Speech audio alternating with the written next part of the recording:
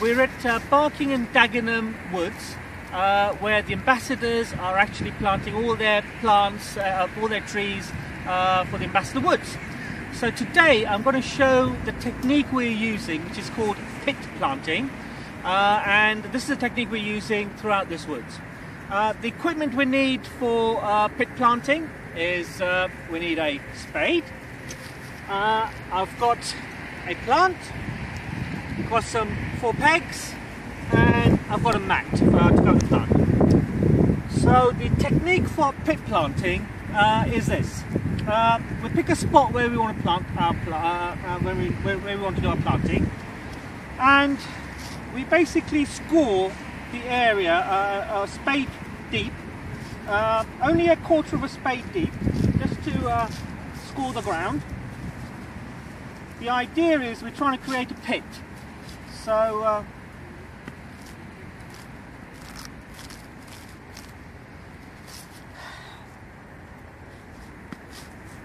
this has now created a nice little square for us, which is effectively our pit. The pit needs to be as deep as the up to the crown of where the roots are. So this is about 4 inches deep. Yeah. Just a bit more loosening of the soil underneath.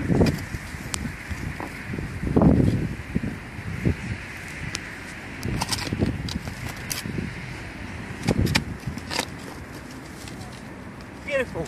So loosening the soil gives this plant and its roots maximum opportunity to expand its roots and really settle in.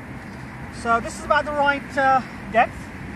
I'm now putting the soil back in, loosening it up as it goes in. If you see any earthworms, they're good for the soil. Great, just put them back in, that's great. Careful. So I'm putting, and then I'm packing the soil around the plant. The reason we need to pack the soil is so that it doesn't leave gaps where water fills and then in the winter it freezes over, because that opposite doesn't do the roots any good.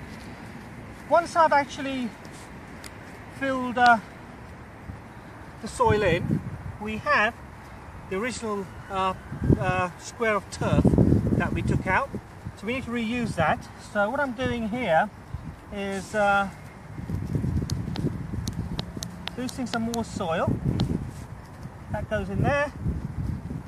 I'm going to cut my turf into little chunks like this, and upside down just fill it in.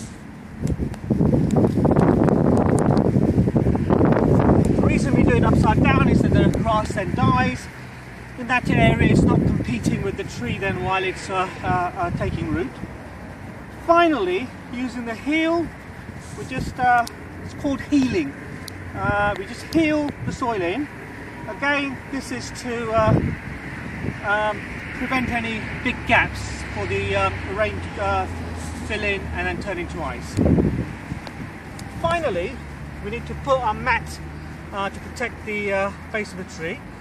When you're putting your mat through, careful you don't damage any of the buds. And then finally, we peg the mat in. The ground is really nice and soft, so they just go straight in, one in each corner.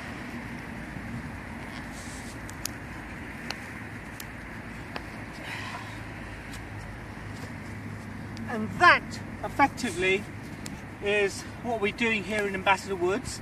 It's about 6,000 trees we planted using the same technique. If done correctly, probably 90% plus plants will survive. So a really important technique to get a very high level of survival rates, and that's called pit planting.